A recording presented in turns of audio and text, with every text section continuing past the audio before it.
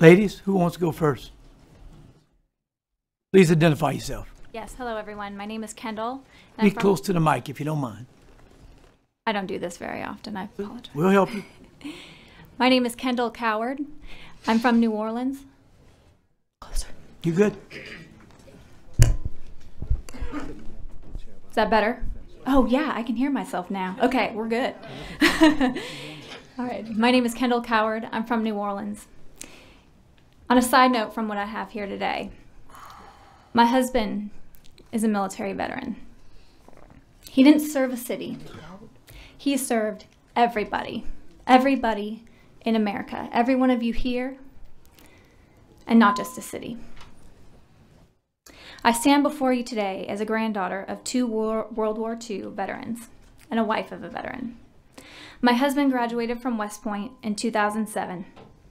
In less than a year of graduation, and with only months of training under his belt, he was deployed with the 14th Engineer Battalion to Iraq for a year and a half as a part of the surge of 2008. After only being home a year, he was deployed to Afghanistan.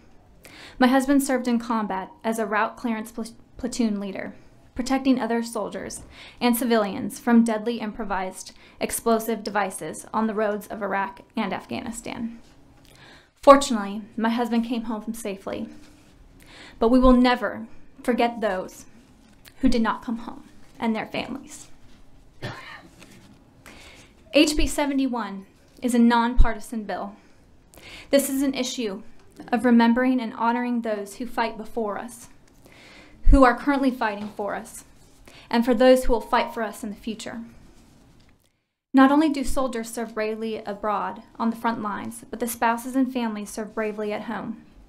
As a military spouse, the feelings of sending a loved one to war are loneliness, sadness, worry, anger, heartbreak, and love. Wondering when you're going to get the next phone call or email, counting down the days until they come home, smelling the favorite shirt that was left behind so you have a piece of them like the one I have on today. Those feelings and sentiments are the same amongst spouses and families, regardless of wars fought before us or the wars that we are currently fighting now. The monuments are not only a testimony to the veteran, but they are a memorial and something to hold on to for families. The effects of war are real. They don't go away.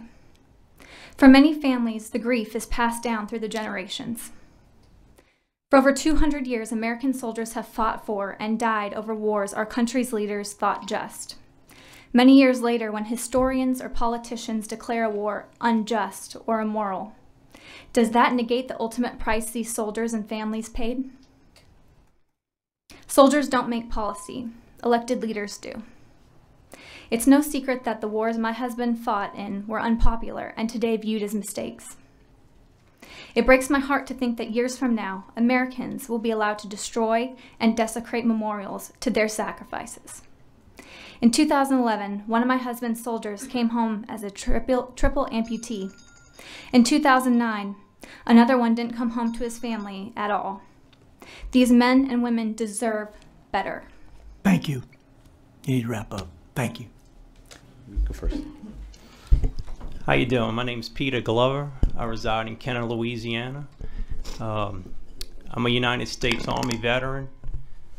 My father was a Vietnam veteran. My grandfather was a World War II veteran. When my grandfather seen a World War II museum, I never seen him so happy in his life. Representative Stagney, he knows about 2 years ago, the traveling wall for Vietnam came to Kenner. It brought much joy to my father to see that. I'm hoping one day that I see a monument for the comrades that I've served with.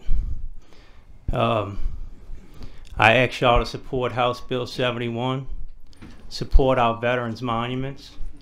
When I joined the military, I served with every nationality, every person there was, and I consider them all to be my brothers and sisters.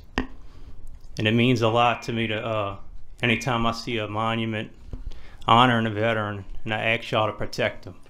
Thank you. Thank you. Yes, sir. Yes, 10-8, yes. 10-8, the bill will move favorable. Thank you, Mr. Chairman. Thank you, committee members. Representative Pugh